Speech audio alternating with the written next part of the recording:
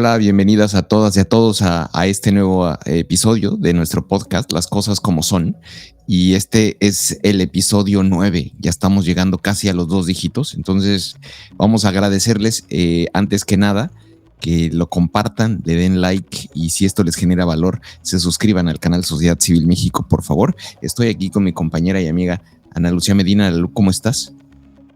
Muy bien, muy feliz de estar con ustedes y sin dejar de olvidarme que eres un hombre que se dedica al tema de las finanzas, porque eso de los 2 dígitos es muy financiero. Ya. Pero ya vamos a llegar efectivamente al episodio 10 y pues muy contentos de seguir con ustedes. No olviden hacernos sus comentarios, sus recomendaciones, decirnos qué opinan de los temas que estamos tratando, recomendarnos temas nuevos. No olvidemos que este es un podcast de coyuntura, hablamos de los sucesos recientes de la semana, los más importantes los seleccionamos, pero si quieren que tratemos otros temas que no sean tan de coyuntura y que sean de otra naturaleza o más de investigación, pues con mucho gusto también los podemos abordar. Pero bueno, pues vamos a darle eso sí. No, pues vamos a darle. Y el primer tema es el tema, pues los mensajes que se están recibiendo desde Washington, la comunicación como se está dando. Yo creo que hay tres mensajes importantes y a ver si estás tú de acuerdo. El primero es el tema del retiro de la visa de Andy, ¿no? El hijo pródigo de Tlatuani de Macuspana, y que se la retiraron y él solito fue el que lo declaró. Ese es el primero. El segundo es en el evento en Buenos Aires, donde se reúne gente de seguridad antinarcóticos de los Estados Unidos a nivel regional para tener una coordinación en toda la región contra el narco, a la que asiste Omar García, y espero que lo conozcan como Omar García porque también le dicen Harfush. Es Omar García, nieto de García Paniagua. Es un hombre de Estado, o sea, es un hombre que ha estado, y García Paniagua, pues para quienes no lo conozcan, pues es causante de muchos de los problemas que hubo en México durante el 68, y para quienes tengan memoria, seguramente recordarán lo que sucedió en México en esos años, y era también de seguridad. Pues bueno, ese es el segundo mensaje. Ahí le dan un espaldarazo enorme diciendo que es un hombre en los Estados Unidos, el encargado. ¿Cómo se llama? Me fue el nombre. Terry Cole, ¿no? Cole, sí, Terry Cole. Le da un espaldarazo diciendo que es una persona que entiende de la colaboración. Entonces, ese es el segundo mensaje. Y el tercer mensaje, que no ha habido respuesta, pero es un mensaje más de México, del gobierno de México a los Estados Unidos, es el regreso de Rocha Moya al gobierno de Sinaloa. Sí. Argumentando mentiras, argumentando que todas las denuncias contra él son falsas. Y el otro que quizá pudiera ser, y ahorita otra vez mi memoria me está fallando, es la extradición de esta persona. Fernando Farías Laguna.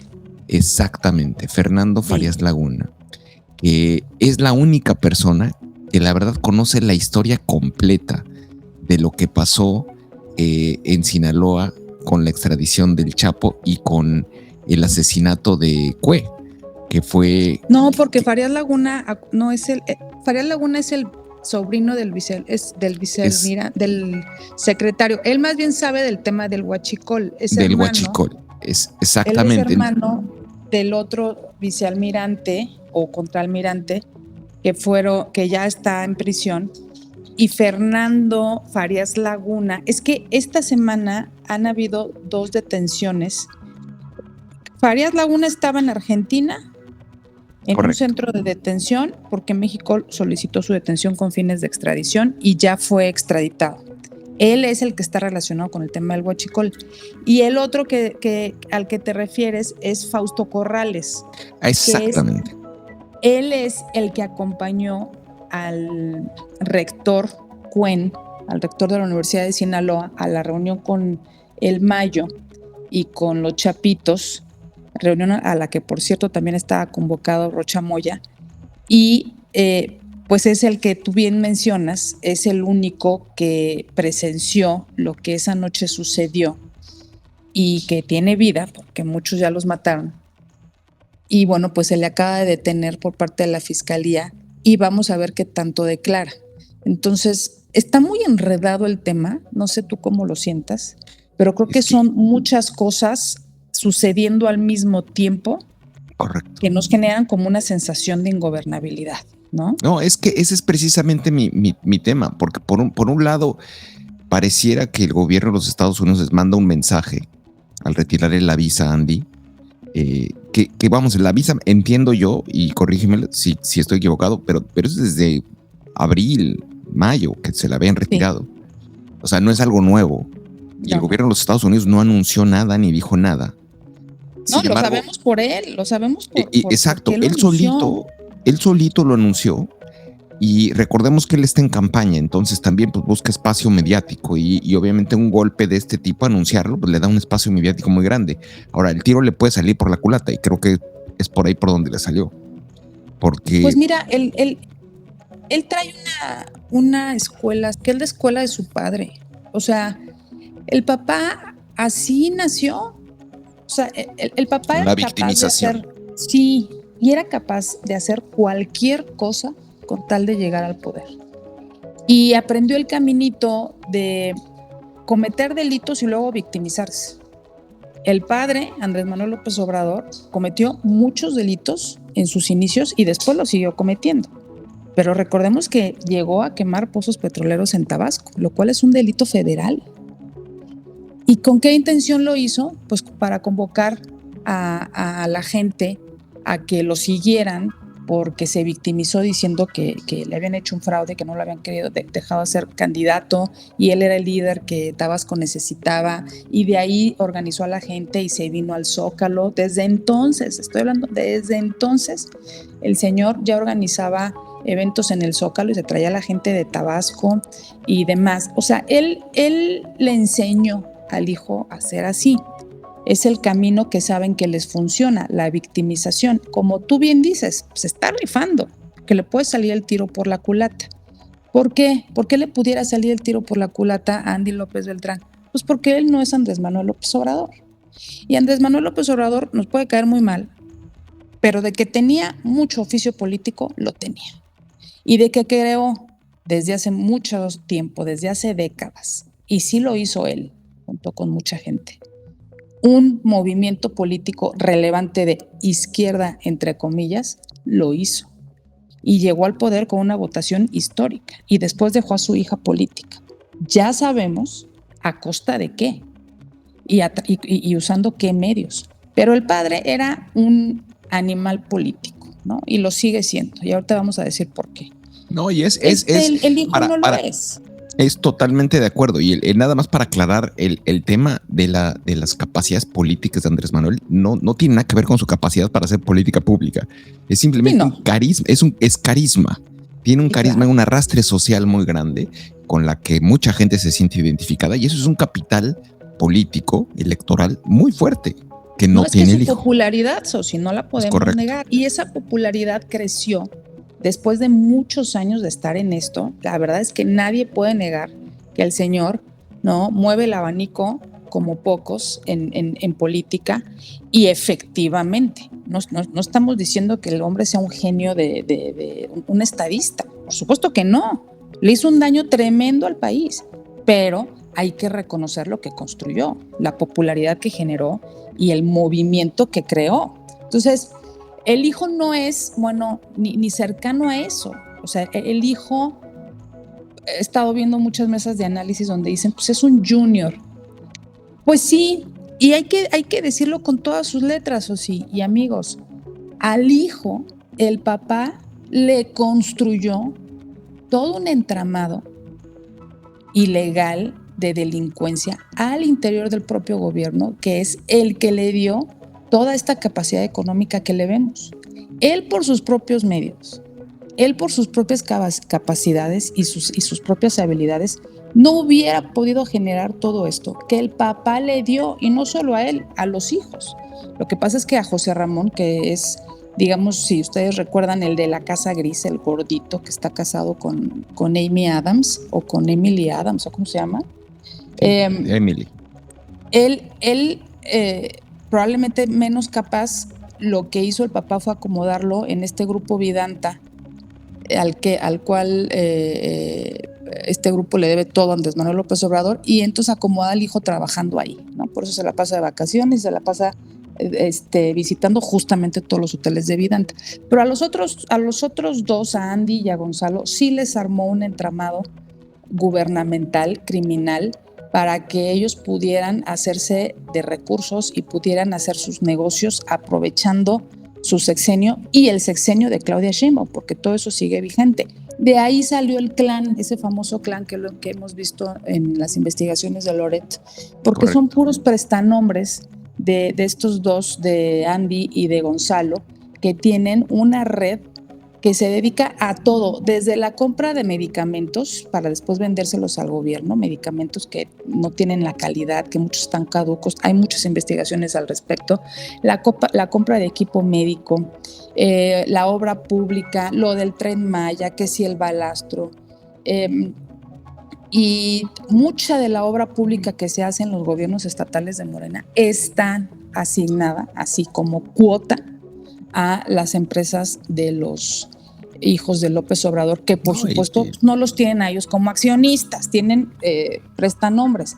Pero correcto, eso le armaron a Andy y a Gonzalo y están muy vinculados al tema, sobre todo del huachicol fiscal, y por eso Estados Unidos le quitó la visa a Andy. No sabemos si al otro también, es muy probable, pero como tú bien dices, quiere ser candidato, más bien ya anda de candidato, aunque están violando la legislación electoral porque todavía no empiezan ni siquiera las precampañas ni el proceso electoral, pues vio la oportunidad de hacerse más popular y de usar la técnica que su padre le enseñó, la de victimizarse después de cometer delitos. Y escribió esta carta que es, no sé tú cómo la puedas calificar, Sosi. Tiene puño y letra del padre. O sea, está mal escrita, es una locura. Pero es claramente una carta que es de consumo interno. 100%, o sea, para sus bases. Es para su base electoral. O sea, eso, aunque se la dirige a Trump, pues es una carta que va a su base electoral y va a tratar de construir la narrativa o trata de construir la narrativa de gobierno imperialista, yanqui y todo aquello que dentro del modelo marxista busca siempre encontrar un enemigo externo que les ayude a unificar su base electoral. Es una herramienta política de muy mala calidad. Sí, definitivamente. Es una carta que exhibe finalmente que detrás de él está el Andrés Manuel, ¿no? Sí, totalmente. Y yo creo que ahí el tema, y me gustaría ligarlo a lo que estamos viendo en este momento en el caso de Rocha Moya, porque creo que todo empieza a conectarse a lo mismo. O sea, exactamente. Han visto de este negocio, o sea, de la acción de gobierno, un gran negocio. Y ese gran negocio pues es un botín político que resulta ser, pues no sé cómo llamarlo, pero es algo que están dispuestos a sacrificar su movimiento por mantener el beneficio que les da estar en el poder. Y los grandes, las pingües ganancias que capitalizan a través de ejercer el poder. Y esto, no sé tú qué lectura le des a este regreso y a su regreso y a la reacción del partido, a Morena y a los legisladores, incluso a sus aliados, que como que dan un paso al ladito. Pero eso es lo que leía yo en la mañana en las primeras planas, como muchos había un desmarcaje de esto, o sea, como que no quieren estar involucrados. ¿Tú cómo lo ves? ¿Qué es lo que es lo que estás sintiendo? No, y qué bueno que lo hilas con el tema de Andy, porque todo está relacionado efectivamente. A ver, y de hecho hay muchas investigaciones que vinculan a los hijos de López Obrador con los hijos de Rocha Moya y con los hijos de los Chapitos. O sea, ahí hay una gran sociedad criminal de por medio. ¿Y por qué lo queremos también unir a lo de Andy? Porque no estamos seguros de que esta carta de Andrés Manuel López Beltrán haya sido publicada con la venia de la presidenta. Es decir, estamos viendo algunas cosas que ya lo suponíamos, de repente lo veíamos, pero ahora lo estamos viendo y nosotros en sociedad civil siempre lo hemos dicho, porque ya tenemos varios años comparando la agenda sin proceso electoral y con proceso electoral de por medio.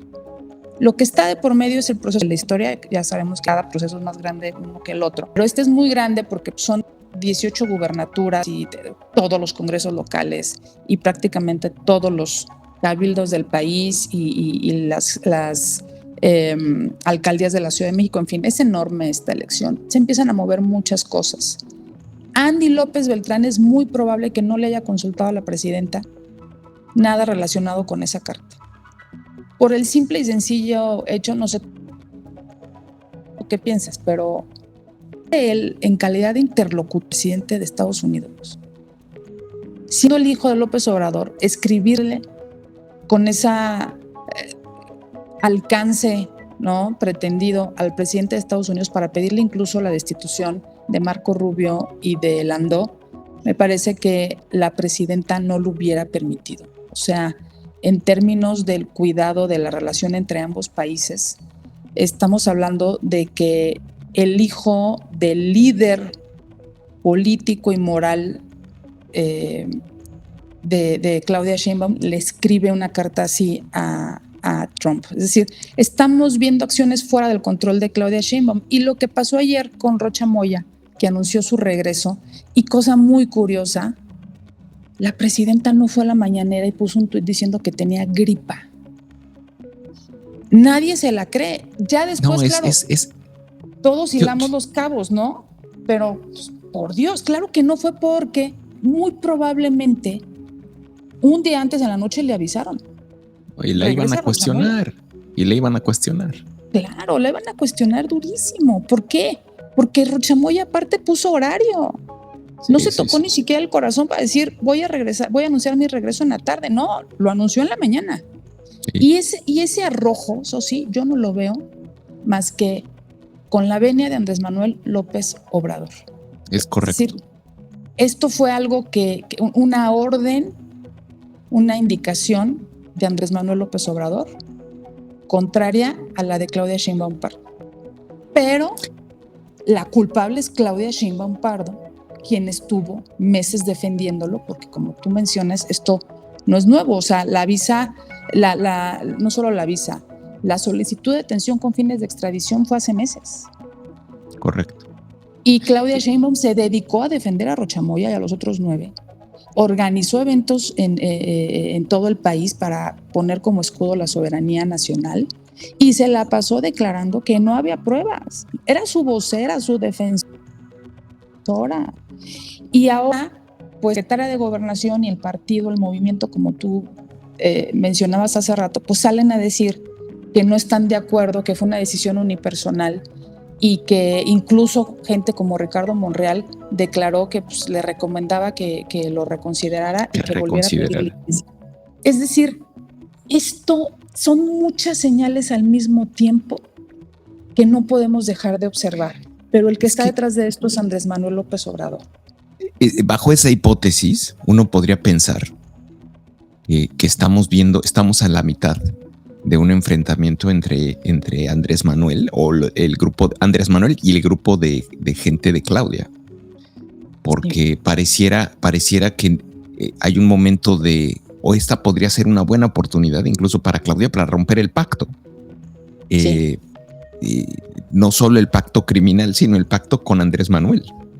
Sí, el pacto de sangre, porque aquí, o sea, Claudia Sheinbaum tuvo que salir a defender a Rocha Moya, a Andy y a muchos más, porque ella aceptó todo eso. Ella llegó a la presidencia con el bastón de mando que le dio Andrés Manuel López Obrador, que incluía el paquete completo. Correcto. Todos esos señalados, queridos amigos, todos los gobernadores señalados, de norte a sur, a quien me digan Marina del Pilar, Américo Villarreal, Durazo, Rocha Moya, la gobernadora de Colima, el de Nayarit, el de Michoacán, todo. Vámonos así, haciendo un barrido por todo el país. Todos estos que son unos impresentables, muchos de ellos sin visa, no pueden entrar a Estados Unidos. Estados Unidos les perdió la confianza, así de sencillo, por investigaciones. ¿Sí? Todos estos sujetos operaron en la elección del 2024 porque ya eran gobernadores en funciones. Operaron los pactos necesarios para que llegaran los recursos, pactos y reuniones con innombrables. Hicieron la operación político-electoral y gracias a eso ganó Claudia Sheinbaum. Ella es parte del pacto, es beneficiaria de todo ello. Por eso se ve obligada a defenderlos. Pero lo que está sucediendo ahorita, y vuelvo a hacer mención del 2027 y por supuesto del 2030, es que ya se empiezan a mover las fichas para ver quién manda aquí. Es correcto. La primera prueba de fuego para Claudia Sheinbaum es el 2027, eso sí. No fue el 2024. El 2024 fue una herencia de López Obrador, que ella aceptó. Todos esos pactos ella los aceptó. 2027 es la primera elección donde vamos a ver quién se impone en el tema de las candidaturas, en lo interno, y cómo lo operan en lo externo. Y aquí es donde ya se están moviendo las piezas. ¿Qué quiere Rocha Moya? Pues por supuesto que Rocha Moya quiere dejar a su sucesor o sucesora. Quiere dejar el Estado blindado para él y para los suyos. ¿Y qué quiere Durazo? Lo mismo para Sonora. ¿Y qué quiere Américo Villarreal para Tamaulipas? Lo mismo. Y la pelea también está en Chiapas y está en Quintana Roo y está en San Luis Potosí, en Zacatecas, donde me digan. Esa pelea encarnizada entre morenistas es lo que está generando esta circunstancia que vimos ayer, ¿no? Contradicción entre unos y otros. Y por supuesto, no podemos dejar de observar que la culpable es Claudia Sheinbaum porque ella se convirtió en la vocera y en la defensora de Rocha Moya y ahora no puede alegar pues que ella no sabía y que esto es una decisión unilateral. Ella le construyó ese camino y él está actuando de la mano de Andrés Manuel López Obrador. Es muy, muy claro. Sí, no, y vamos, no quiero que esto suene ni a justificación ni nada, ni a victimización de nadie. Porque claramente ella no es santo, al menos particularmente de mi devoción, pero la verdad es de que ella está, pareciera, contra la espada y la pared, porque todo esto que estás diciendo ahorita es cierto, me parece que es cierto, y al mismo tiempo, pues tiene la presión de Washington, y tiene la presión de Washington porque claramente en Washington saben que ella se ha beneficiado de todo esto, entonces ella está metidísima también y puede estar para no pagar las consecuencias legales internacionales en Estados Unidos, puede estar colaborando con los Estados Unidos. Entonces, que es muy probable, eso sí. Es porque tú hace rato decías el grupo de Claudia Sheinbaum. A ver, ¿cuál es el grupo de Claudia Sheinbaum? El de ella. No, pues yo creo que es ella y Harfush.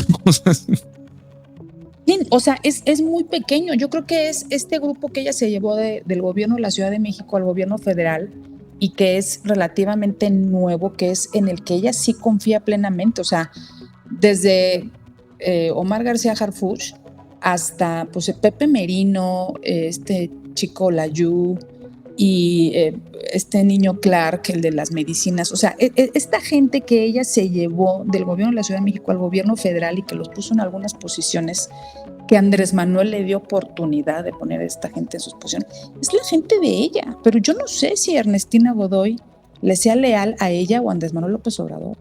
Yo no sé si Rosa Isela, a pesar del comunicado de ayer de la Secretaría de Gobernación, le sea leal a ella o a López Obrador. Es decir, López le dejó sembrada muchísima gente de él, incluida Ariadna Montiel, la presidenta de Morena.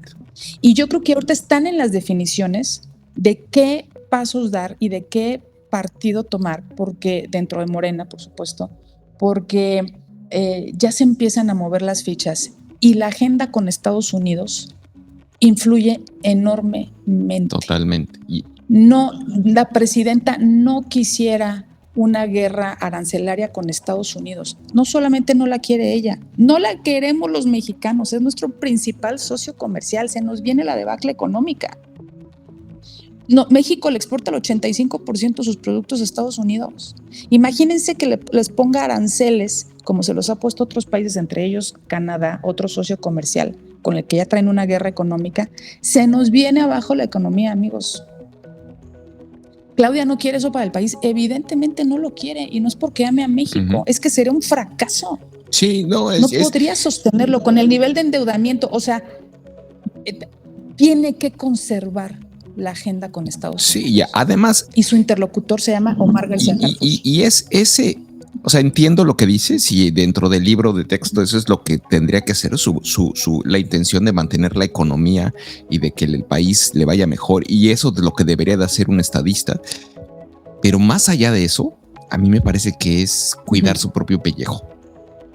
Porque ella se benefició de las acciones criminales y donde Rocha Moya fue parte instrumental, o al menos hay indicios. No quiero hacerla de juez aquí y decir que es culpable, pero al menos hay indicios, y no ha querido declarar, y no ha querido participar, y no ha querido aclarar el tema. Y quizá pues esa sea una razón por la cual no lo quiera aclarar, pero ella se ha beneficiado. Entonces, que tenga la presión de los Estados Unidos ya ahorita, y yo creo que podría ser interesante el ejercicio de todas esas demandas que le ha puesto, o retos que le ha puesto el gobierno de los Estados Unidos a Claudia, cuántos de ellos sí logra y cuántos de ellos no logra. Por ejemplo, claramente la solicitud de los Estados Unidos de tratar de frenar con aranceles y con el control de las importaciones ilegales de productos chinos a México, ese fue un mensaje, porque o se han estado beneficiando de exportaciones chinas que entran a México, se etiquetan y se mandan a Estados Unidos bajo el amparo del Tratado de Libre Comercio, y han estado haciendo lo que en muchos aspectos se llama, en términos económicos, dumping de productos que se venden en los Estados Unidos con sellos de manufactura mexicana, cuando no es verdad.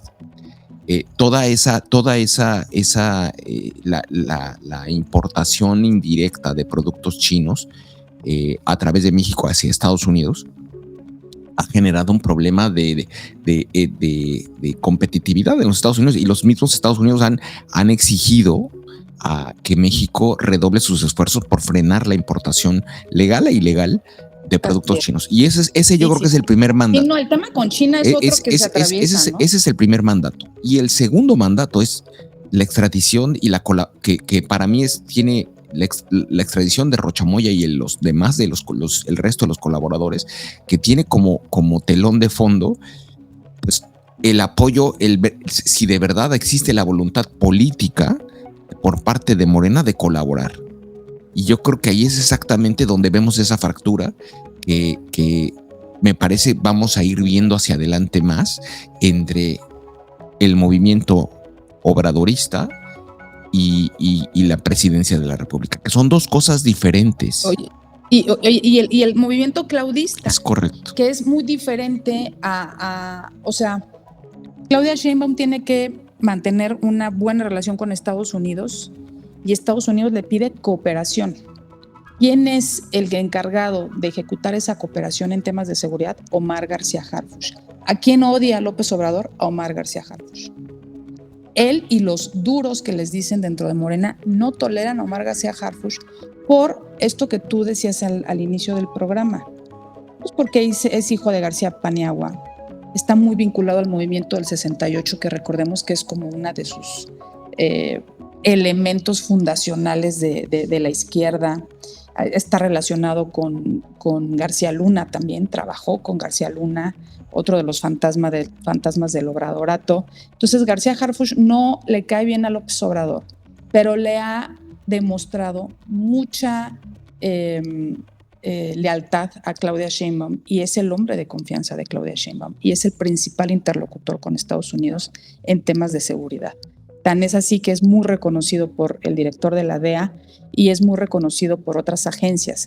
Así es que ese Omar García Harfuch, que ganó la encuesta interna para la jefatura de gobierno de la Ciudad de México y que fue quitado para poner a Clara Brugada, es quien está incomodando enormemente a López Obrador y es probablemente la razón por la cual está López Obrador moviendo sus fichas, entre ellas Rocha Moya. Entonces, aquí hay un gran enredijo. Todo este enredijo es dentro de las filas del régimen obradorista. La oposición está medio pasmada, solamente reaccionando. Tampoco tiene mucho que hacer, pero pues, también su falta de posicionamiento y de liderazgo los hace ser espectadores. Pero creo que lo que estamos viendo ya es un jaloneo entre las dos fuerzas y probablemente la exigencia de Claudia Sheinbaum de que ya se tome partido por parte de mucha gente. Sí, es esa fractura que mencionábamos hace un rato, que yo creo que es ahora sí que como decía Christopher Landau, ahora sí tomen sus palomitas y que lo mejor está por venir, porque de verdad estamos quizá viendo en tiempo real Sí. lo que ojalá y sea una fractura entre el obradorismo y Claudia, y que rompa el pacto, y que de alguna manera pues encontremos a través de ese rompimiento del pacto pues un mejor alineamiento regional y que realmente quienes sean culpables y quienes tengan que pagar las consecuencias de sus actos, pues bueno, las paguen. Creo que esa es la oportunidad. Y yo con eso me quedo. No sé, Conte, ¿qué te quedas de esta semana con lo que hemos comentado hasta ahorita, Analu? Pues me quedo con eso y nada más voy a meter un último elemento, Sosi, que tiene que ver con Rocha Moya y con Sinaloa, que es justamente la detención de Fausto Corrales, porque Fausto Corrales estuvo la noche en la que se llevaron al Mayo a Estados Unidos, los chapitos y con ayuda de, por supuesto, de alguna agencia norteamericana. Él estuvo presente esa noche y él sabe qué fue lo que pasó con Cuen, el rector de la Universidad de Sinaloa. Él presenció todo. Después parece que lo amenazaron, lo dejaron con vida, lo amenazaron, este cuate pues regresó a sus actividades muy normal y ahora lo detienen. Es muy probable que, y no confiamos en lo que vaya a hacer la fiscalía, pero es muy probable que él tenga información relevante respecto al involucramiento de Rocha Moya en todo esto, porque uno de los convocados a la reunión esa noche era Rocha Moya. Por filtraciones periodísticas sabemos que no asistió, no sabemos qué fue en realidad lo que sucedió, si asistió o no, pero lo que sí sabemos es que usó a la Fiscalía del Estado de Sinaloa para hacer un montaje respecto al asesinato de Cuen, lo cual te habla de que quiso encubrir lo que sucedió en esa finca donde se llevaron al Mayo y mataron al rector. Este muchacho estuvo ahí presente y es probable que el regreso de Rocha Moya para protegerse con el fuero constitucional tenga que ver con las declaraciones que vaya a hacer este chico, Fausto Corrales, quien fue quien acompañó al rector Cuen, quien fue el que condujo el coche que lo llevó a la finca y salió con vida de ahí, no sabemos por qué. Pero en este momento ya se le está tomando su declaración. Esa diligencia comenzó el día de ayer y vamos a ver qué declara, qué se filtra. Es una lástima, no confiamos en esta fiscalía, pero pues a través de investigaciones periodísticas sabremos qué es lo que viene y yo creo que eso nos va a dar carnita para el próximo podcast y nos va a dar carnita también lo que continúe sucediendo con Rocha Moya y con todos estos impresentables y pues estamos al pendiente de los sucesos más relevantes y ahí lo seguiremos por lo pronto comentando en nuestras redes sociales. Totalmente, es que en política las coincidencias no existen. Así es. Y que Rocha Moya haya salido a dar ese anuncio de regreso al gobierno para lograr el fuero, justo cuando se va a empezar el proceso de toma de declaración del contraalmirante y bueno, pero todo lo que nos estás describiendo, lo único es el tiempo fue calculado de esa manera. Sí, ahora totalmente. Que se está para oye, eso sí. Y otra coincidencia, nada más rápido. Tú mencionabas al principio del programa que a García Harfuch se le hizo un gran reconocimiento por parte de Terry Cole en Buenos Aires en estos días pasados. Correcto.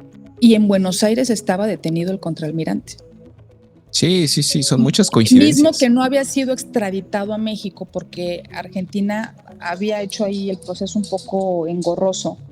Tal vez había falta de voluntad política y no sabemos si esa visita de Omar García Harfuch a Buenos Aires para este evento de seguridad destrabó las cosas, porque inmediatamente después se pudo hacer la extradición de este contraalmirante, mismo que tiene muchísima información.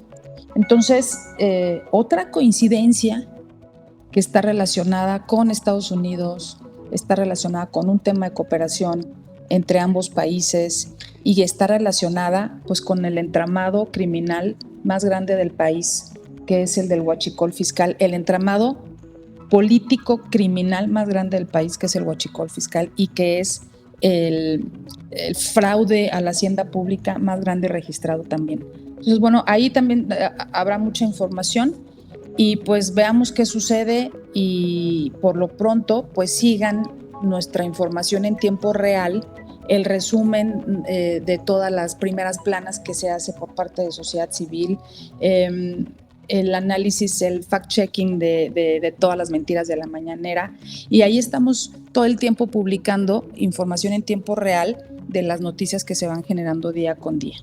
Si nos compartes tus redes sociales, Analu. Con mucho gusto, @Analucia_Medina en Twitter, Analu Sociedad Civil en Instagram, y ahí estoy a la orden para recibir sus comentarios. Pues muchas gracias, de verdad, gracias por haber llegado hasta aquí. Si esto te generó valor, por favor, compártelo en tus redes sociales, en tus grupos de WhatsApp en particular, mándaselo a esa persona que siempre te dice que lo que hacemos aquí es una exageración.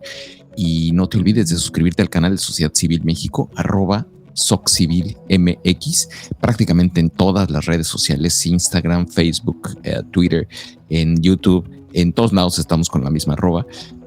Por favor, compártelo y hagamos que la gente esté mejor informada. Muchas gracias por llegar hasta aquí. Que estén muy bien. Chao. Gracias. Bye. Bye.